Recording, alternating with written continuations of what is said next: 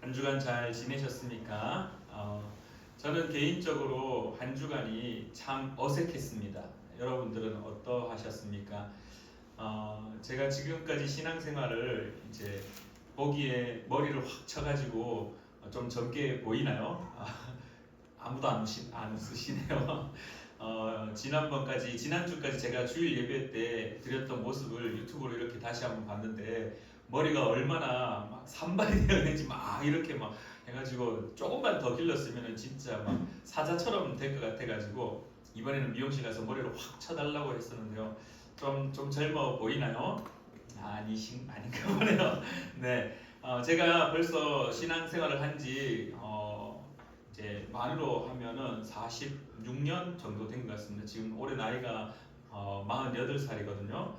근데 지난 한 주간이 저에게 있어서 엄마 뱃속에서부터 교회를 다녔으니까 거의 한 46년, 7년 뭐 이렇게 46년 정도의 신앙생활 동안 가장 어색한 한 주였습니다.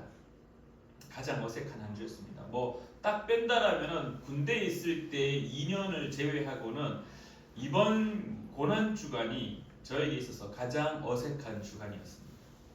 여러분들은 어땠습니까? 아무것도 하지 않는 거에 대해서 혹시 어색함을 가지고 계시진 않으셨습니까? 늘 이제 사순절 뭐 아니면은 고난 주간 뭐 특별 새벽 기도를 하거나 아니면은 뭐 매일 저녁 기도를 하거나 또뭐 소위 성금요일이라고 해서 금요일 저녁에 성찬 예식을 가지거나 기도회를 하거나 이런 식으로 많은 교회들이 사순절 기간과 고난 주간의 절기를 지키고 그 기간 가운데 예수 그리스도의 십자가 앞에 엎드리고자 몸부림치는 그런 한 주간, 그런 40여일의 시간들을 보내고 있습니다. 근데 지난 한 주는 저희가 예배 때 제가 이번 고난 주간에는 새벽 기도도 하지 않고 묵상 기도회도 하지 않고 뭐 고난 주간이라고 저녁 기도회도 하지 않고 아무것도 하지 않겠습니다라고 말을 하고 저녁에 이제 저희가 숙제를 드리고 난 이후에 제가 집에 와서 월요일, 화요일, 수요일 되면서 제가 제일 어색했습니다. 아무것도 하지 않는 거에 대한 어색함이 제가 제일 심했던 것 같습니다. 그래서 뭐라도 해야 되는 거 아닌가라는 어색함들도 있었는데 그럼에도 불구하고 숙제를 하기 위하여서 또 교회 와가지고 혼자서 말씀을 펴놓고 우리 성도님들 숙제 잘하고 있냐 생각하면서 그렇게 한 주간을 보냈었는데요. 우리 사랑하는 성도님들은 어떻게 한 주를 보내셨습니까? 여러분들의 삶 가운데 오히려 아무것도 하지 않는 것 때문에 그 아무것도 하지 않는 것으로 인해서 예수 그리스도 앞에 더 나아가야 된다는 생각들을 더 가질 수 있기를 간절히 바랍니다.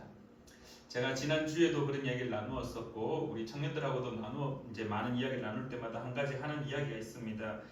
아무것도 하지 않아야지 아무것도 없을 때 그 필요함을 깨닫게 된다라고 이야기를 했습니다. 아무것도 없을 때 정말 필요한 것을 찾을 수밖에 없습니다. 아무것도 하지 않을 때, 할 수 없을 때, 할 수 없다고 느껴질 때 우리는 비로소 주님을 찾을 수밖에 없다는 그 깊이 가운데 나아갈 수 있습니다.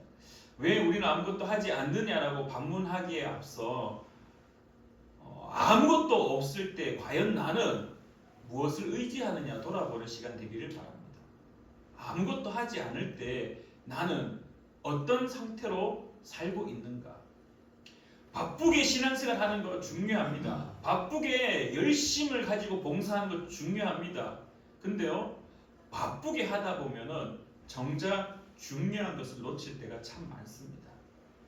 그래서 때로는 아무것도 하지 않고 있을 때 과연 나는 누구를 바라보고 있는가를 다시 돌아볼 수 있는 그러한 시간인 것 같습니다. 그래서 저는 개인적으로 가장 어색한 고난 주간이었으며 동시에 가장 귀한 고난 주간이었습니다. 아무것도 하지 않을 때 주님을 찾는다는 것이 얼마나 소중한 것인지 다시 한번 깨닫는 시간이었습니다. 사랑하는 우리 푸른 나무교회 성도님들은 어떻습니까? 아무것도 하지 않는 것 때문에 그냥 편안하게 그냥 집에서 편안하게 한 주를 보내고 그냥 편안하게 그냥 쉼을 누리고 그냥 정말 아무것도 하지 않는 상태로 그렇게 보내셨습니까?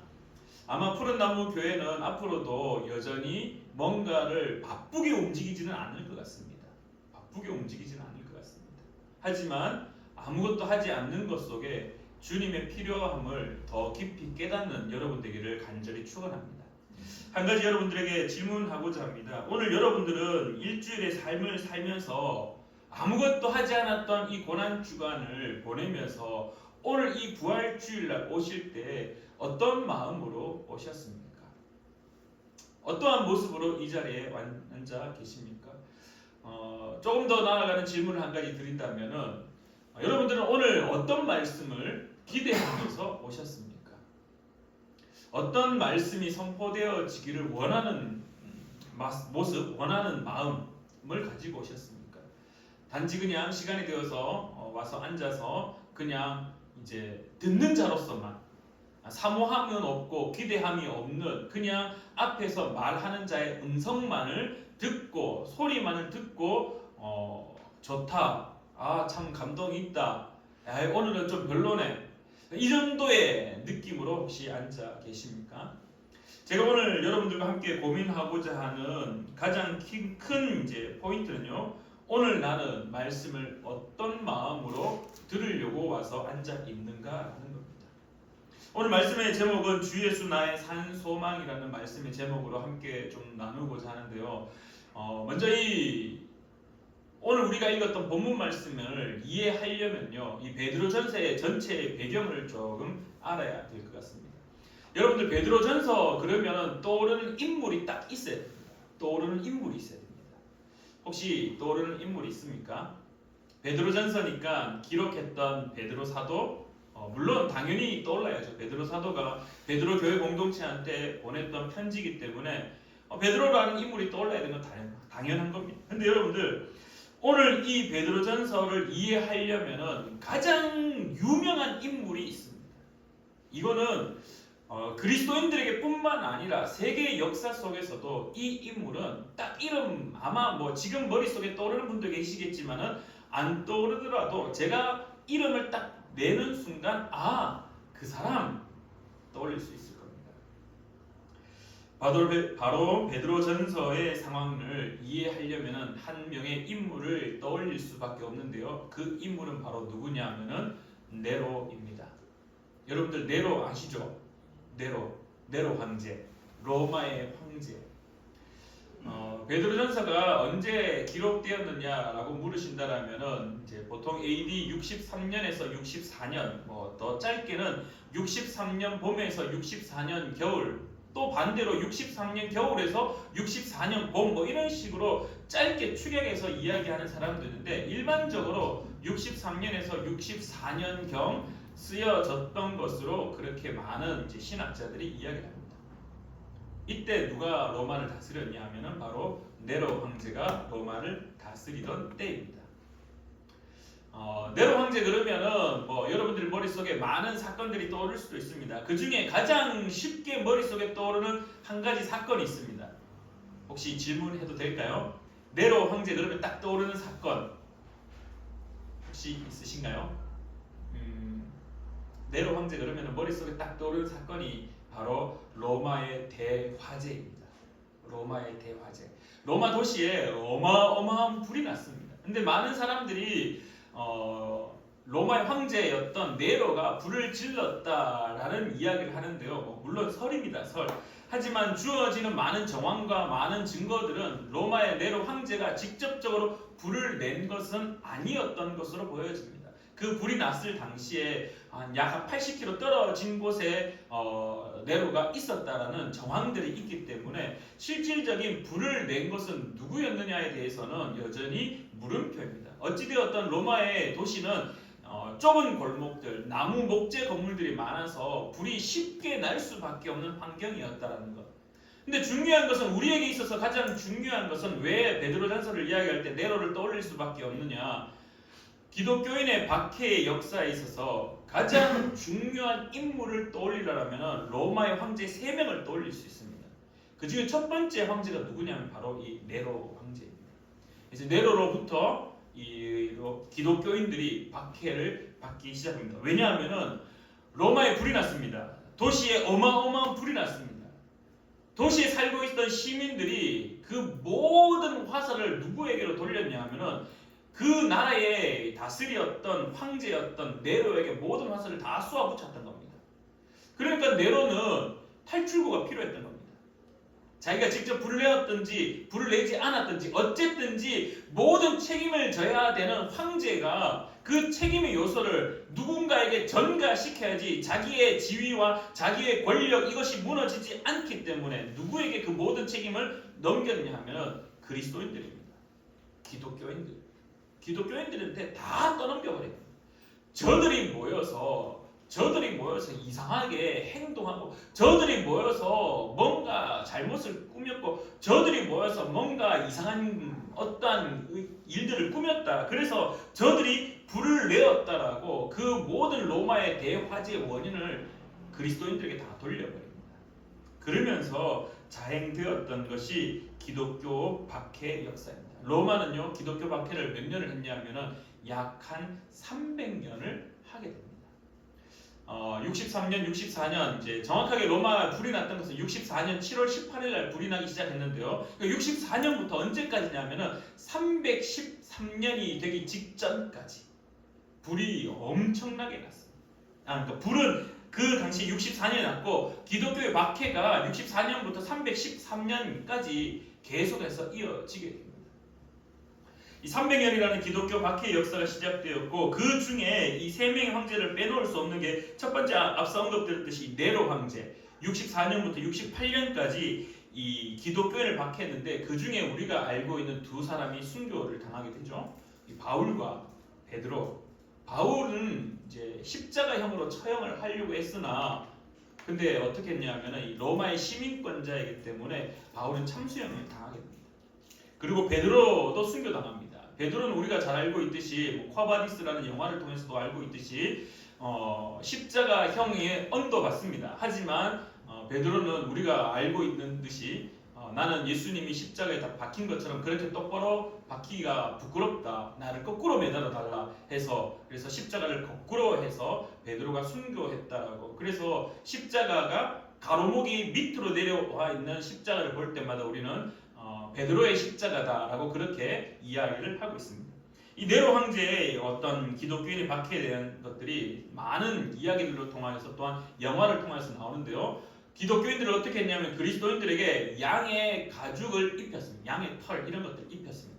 동물의 털을 약한 동물의 털옷을 입혀서 원형 경기장에 던져놓고 굶주렸던 맹수를 풀여서 그냥 잡아먹히게 하는 일들. 그리고 온몸에 기름을 발라서 나무에 매달아서 화형을 해버리는 일들. 이러한 것들이 네로 시절에 일어났었습니다.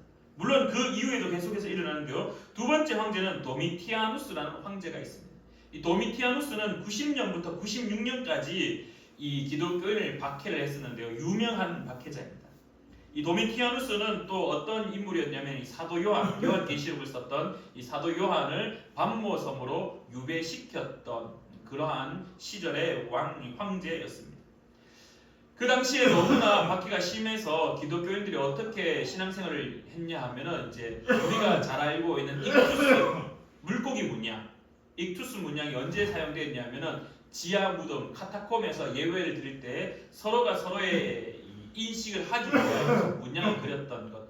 그래서 이 지하 무덤이 시작된 지가 언제였느냐 하면은 이 도미티아누스 황제가 다스리던 시절에 기독교인들이 박해를 피하여서 지하 무덤으로 들어가서 예배를 드리기 시작했습니다. 그리고 세 번째 또 유명한 왕은요 디아클레티아누스라는 황제가 있습니다. 디아클레티아누스 황제는 이 기독교 박해의 마지막 황제였습니다. 마지막으로 박해했던 황제인데요. 이 황제는 로마 도시에 국한되었던 그리스도인 박해가 아니라 로마 제국 전역에 있던 모든 그리스도인들의 권리를 다 박탈시켜버립니다. 시민권자의 시민권도 박탈해버리고 부자였다 하더라도 그 모든 재산을 몰수해버리고 그리고 싹 다 잡아서 이제 박해를 하게 되는. 그러면서 심지어 회당들, 교회 건물들 그것들을 다 파괴해버리고 전면적인 박해가 일어났던 시절이 디오클레티아누스라 황제의 시절입니다. 이렇게 세 명의 황제가 이 그리스도인들 그 안에 모든 이제 황제들이 다 박해를 했죠. 물론 이 조금 차분하다는 표현을 해도 될까요? 이렇게 조금 속은 이렇게 좀 약해졌다가 다시 강하게 막 했던 시절. 그러면서 이제 우리의 기억 속에 또 인물이 떠올라야 되는 인물이 하나 있습니다. 네 번째 황제인데요. 이거는 기독교 박해가 아니라 반대의 황제입니다. 혹시 여러분들 들어보셨는지 모르겠는데요. 콘스탄티누스 대제라고 이야기할 정도로 콘스탄티누스라는 황제가 있는데요. 이 황제가 313년에 밀라노 칙령을 내리면서 모든 사람들의 종교를 합법화해주게 됩니다. 종교의 자유화를 선언하고 그러면서 기독교를 공인하게 되고 이 콘스탄티누스 이 대제도 어마어마한 기독교인이고 그의 어머니가 이스라엘에 다니면서 성지순례를 하게 됩니다. 그러면서 지금 우리가 이스라엘에 가서 보는 그 수많은 그 성지에 세워져 있는 교회, 성지터 그러한 것들이 당시에 콘스탄티누스 어머니가 그렇게 다니면서 예배를 드렸던 처소를 기념하여서 세워진 교회가 상당수 있더라고 그렇게 전해지고 있습니다. 어찌되었든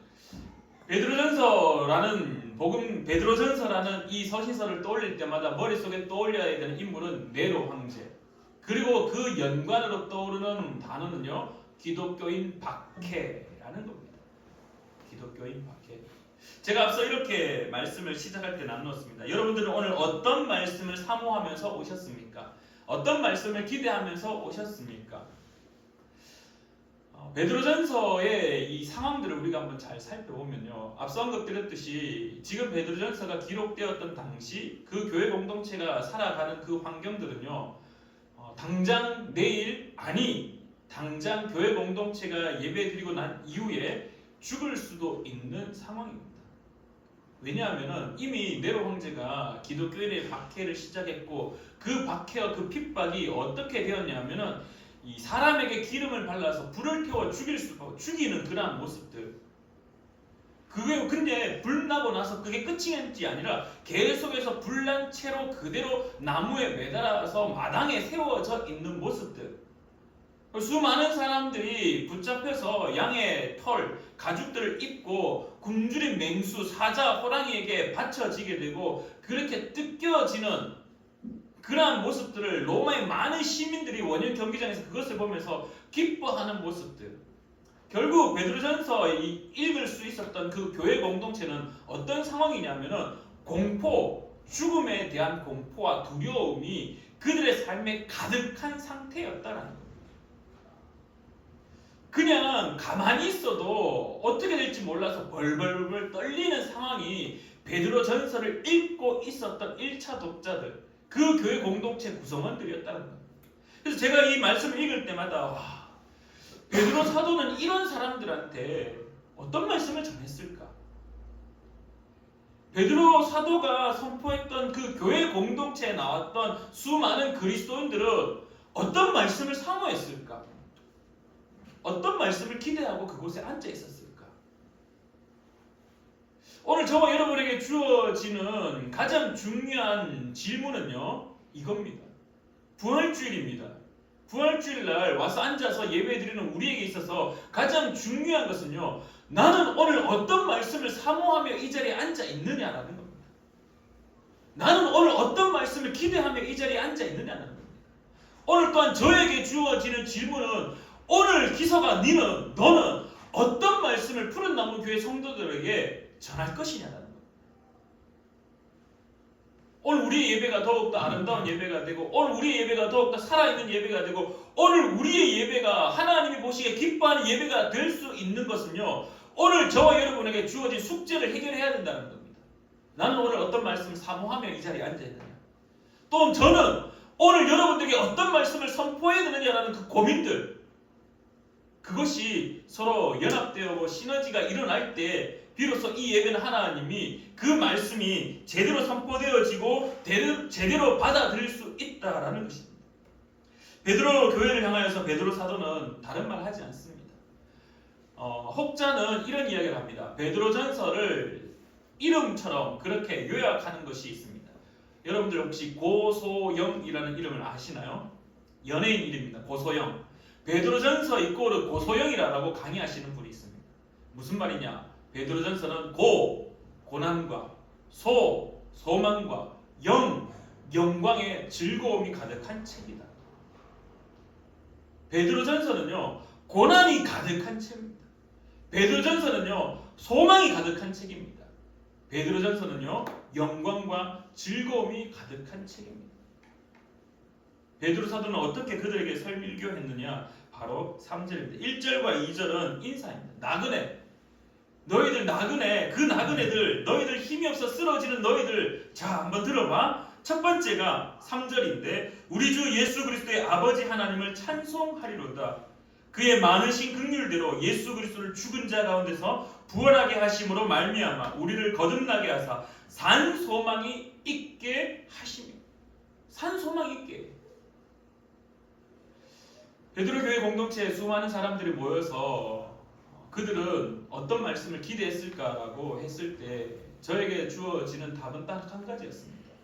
죽음의 공포, 두려움, 그 앞에 배신하지 않게 해달라는 것. 죽음이 문턱에 서 있고 내가 그 문턱에서 멱살 잡혀서 끌려가가지고 결국 죽을 수밖에 없는데 그 죽음 앞에 섰을 때 흔들리지 않게 해달라는 것. 확신한 믿음을 가지고 그 말씀을 사모하지 않았을까? 그것 말고 도대체 뭐가 필요했을까? 그것 말고 도대체 어떤 것이 그들에게 말씀이 되었을까?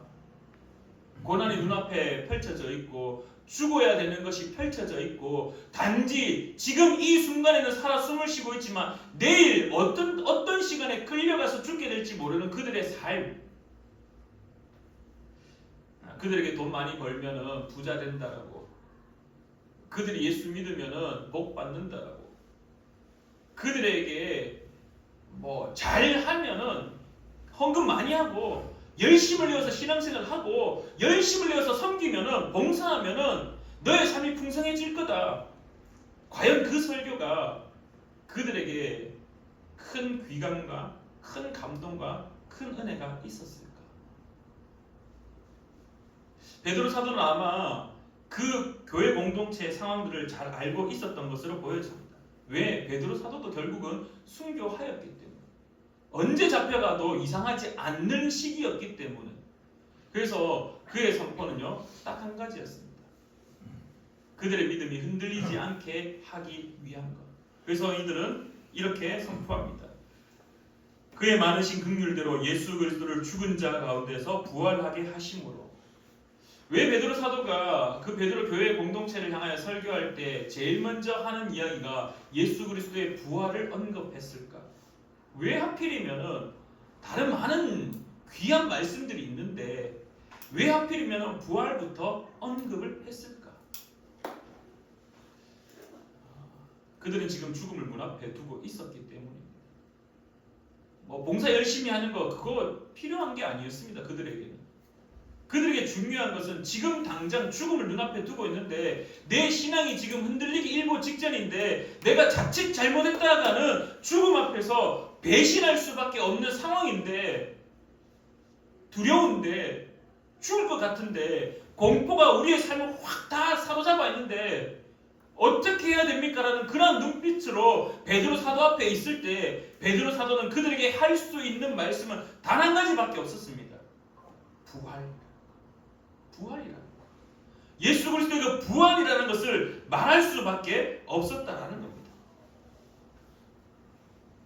예수 그리스도께서 부활을 하셔서 오늘 우리에게 산 소망을 주셨다.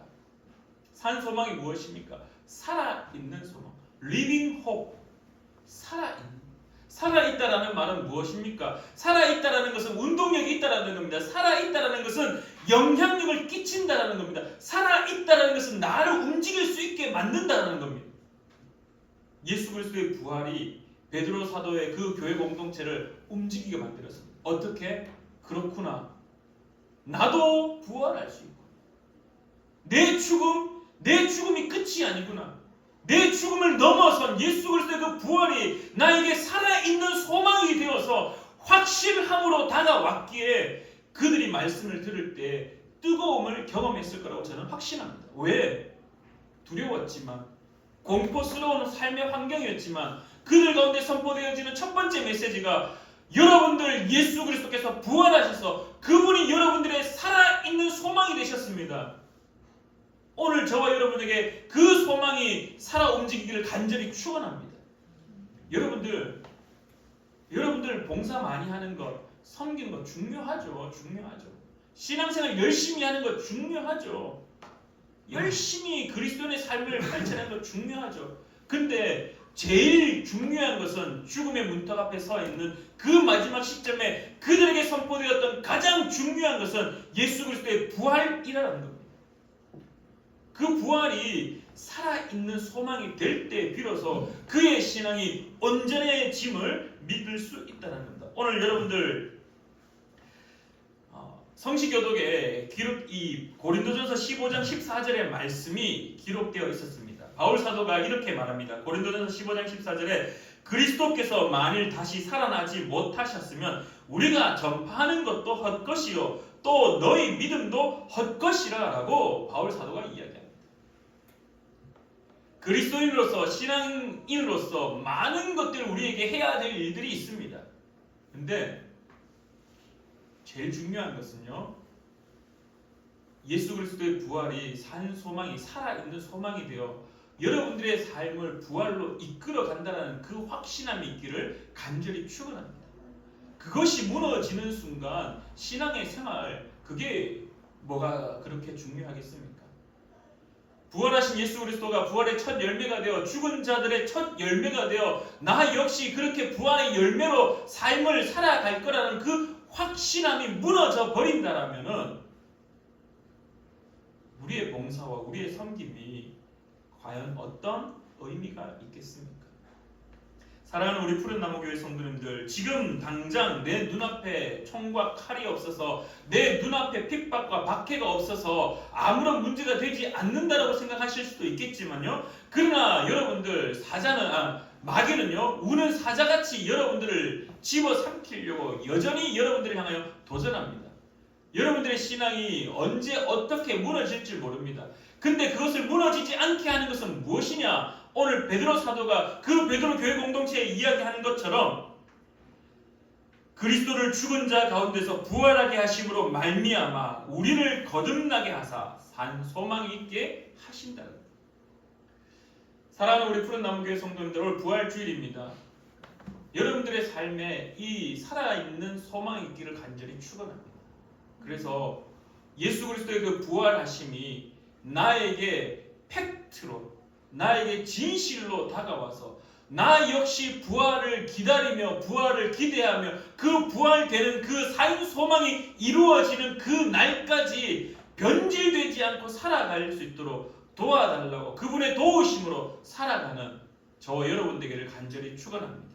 산 소망은요 확실한 겁니다. 변하는 것이 아닙니다. 불확실한 것이 아닙니다. 확실한 겁니다. 왜? 예수님이 부활하셨기 때문입니다. 예수님이 확실히 부활하셨기 때문에 살아있는 소망으로 우리 가운데 선포하고 있다는 사실을 기억하셔서 사랑하는 우리 푸른나무교회 모든 성도님들은 부활의 그 은혜들을 확실하게 기억하시고 깨달으시고 그 부활의 산 소망으로 살아가는 저와 여러분 되기를 간절히 축원합니다. 기도하겠습니다. 참 좋으신 하나님 아버지, 은혜를 진실로 감사드립니다. 죽음의 문턱 앞에 서 있었던 그 베드로 교회의 공동체 구성원들이 그들이 두려움과 그들의 어떤 공포감으로 쌓여 있을 때 베드로 사도는 그들을 향하여서 부활의 은혜를 선포하였습니다. 그리하여 그들은 그 죽음 앞에 두려움으로 선 것이 아니라 오히려 나도 주님처럼 예수님처럼 부활한다라는 그 살아있는 소망의 확신함으로 그 핍박과 박해 가운데 견디고 버티고 살아갔음을 우리가 바라봅니다. 그리하여 그 믿음으로 말미암아 지금 우리까지 그 신앙의 그 물결들이 흘려내려옴을 또한 바라봅니다. 오늘 예배를 드리는 사랑하는 우리 푸른나무교회 모든 성도님들도 살아계신 예수님, 또한 부활하신 그 예수 그리스도, 우리의 산 소망이 되신 그 예수 그리스도, 그분으로 인하여 우리의 신앙을 지켜나가고 또한 우리의 신앙을 믿음의 선배들이 그렇게 한 것처럼 다음의 세대들에게 물려줄 수 있는 확신한 소망을 가진 자들이 될 수 있도록 주님 도와 주시옵소서. 오늘도 함께하여 주심에 감사드리며 예수님의 이름으로 기도드립니다. 아멘.